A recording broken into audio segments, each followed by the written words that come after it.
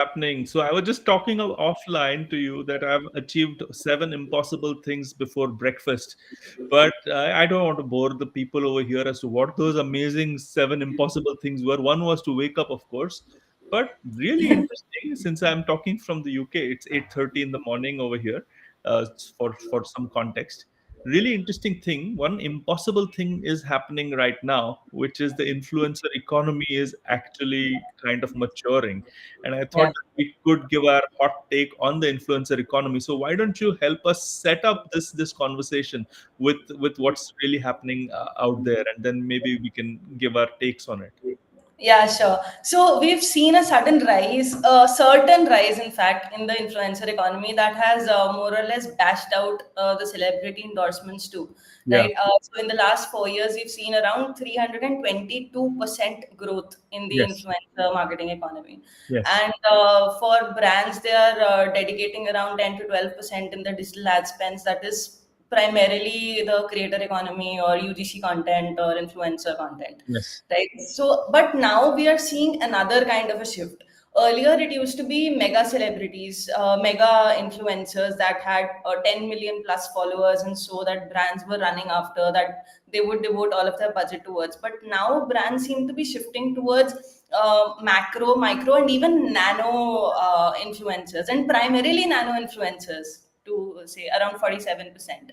Yeah. So that is a, I mean, I think that is a very good evolution towards the influencer marketing, the way it was always supposed to be. Yeah. Uh, and so, what is your take on why we are going there, and what's the future looking Yeah, like? no. First of all, when really top-notch influencers are becoming celebrities of their own sort, and celebrities are becoming influencers, right, on Instagram or on TikTok or on YouTube, what we do realize is that that becomes price parity. It's like India starts off as a low-cost shop, outsourcing shop for the US to develop its software, but over a period of time arbitrage kind of goes down, costs go up, etc., and so it impacts things. So that's the typical argument that I'm hearing in the market as to why people are shifting towards, let's say, micro influencers and nano influencers and stuff. But I'm not totally convinced about that as the only argument. I think the second argument is about metrics.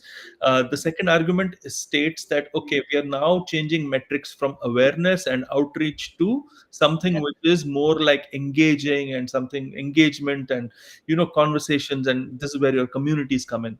And I think that's the second metric, which is interesting by itself, and I agree with whatever has been said so far. My third metric is I believe that the way in which we are beginning to understand influencers and their impact from a Mhm. qualitative perspective is undergoing a radical shift. So the more data that is coming in, and this is only for those few who want to go beyond the reasons number one and two, I think the qualitative shift in the kinds of conversations that are going to happen at a nano level and the kinds of conversations that are going to happen at a macro level or whatever are very different. So it's a combination of these three metrics, and I would say that that is a maturing of the influencer-led, economy.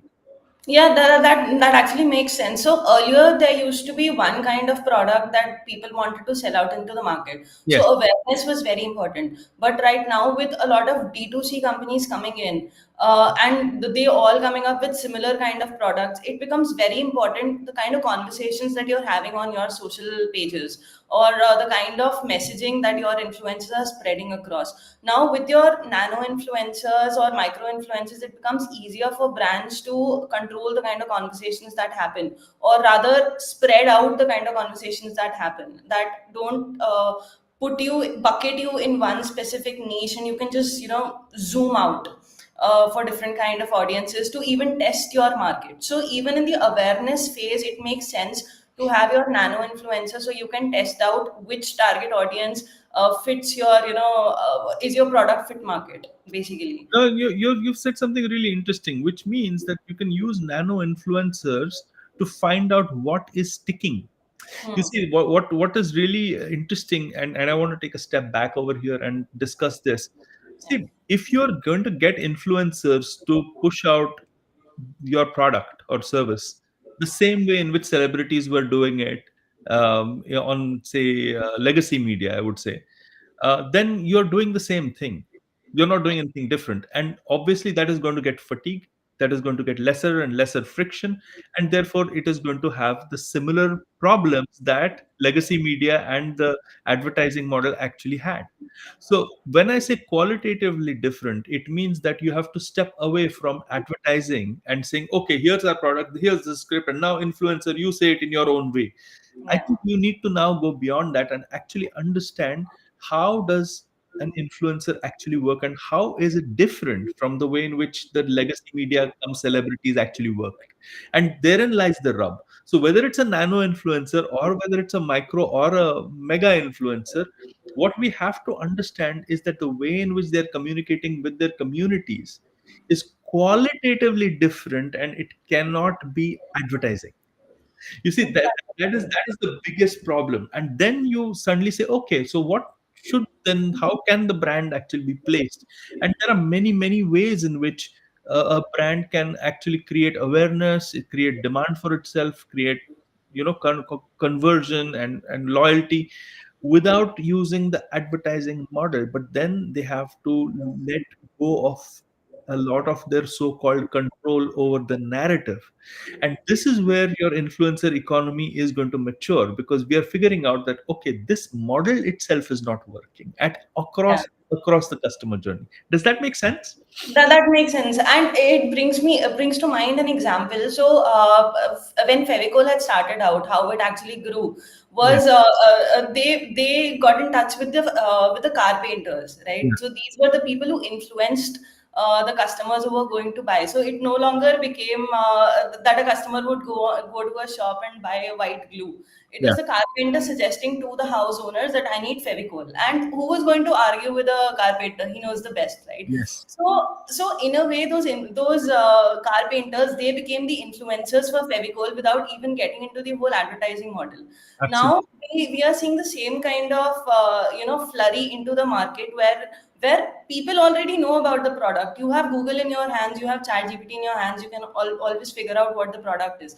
What you need to understand is why that product fits me and nobody else. How does it fit into my lifestyle? Right. Exactly. And this is, I think, where the influencers, especially a very small scale influencers that can understand these pain points Yeah. of a bunch of customers, can actually speak to them, resonate with them much more, and make them into brand loyalists. Yeah, no. So if I'm just adding to your point over here, I think influencers were used for let's say amplification. Influencers now can be used for research into Hmm. understanding what trends are working, and Yeah. if there is a product market or a content market fit for your product and whatever you're trying to communicate. So that's one really big trend as to how influencers can be used. The second way in which influencers are actually or can be used is is this influencer creating a trend or following a trend? Is this influencer expanding the conversation or bringing it to a close? So, the moment you start actually understanding influences from these qualitative inputs, the way in which you would actually structure those conversations itself would be different. So, Yeah. rather than look at it from a very broad based perspective, which is again a legacy media thing, what we need to do is, what is this influencer achieving through his or her normal communication? Are they opening up minds? Are they talking about existing trends? Are they starting new trends? What? And then your brand can actually, you know, find its way through. How does that make sense?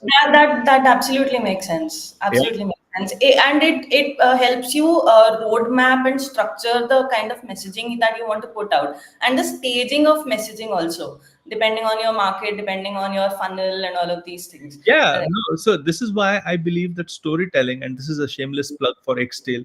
This is why storytelling becomes really critical to understand at a nuanced level. It is very easy and fashionable to talk about storytelling and how influencers are messengers and all of that, but you have to get into story arcs. You have to understand archetypes. You have to understand what influencers are achieving at a qualitative level, and then get into the whole thick of things about how do I create those those conversations. It's very easy to be glib, which a lot of agencies are guilty of doing.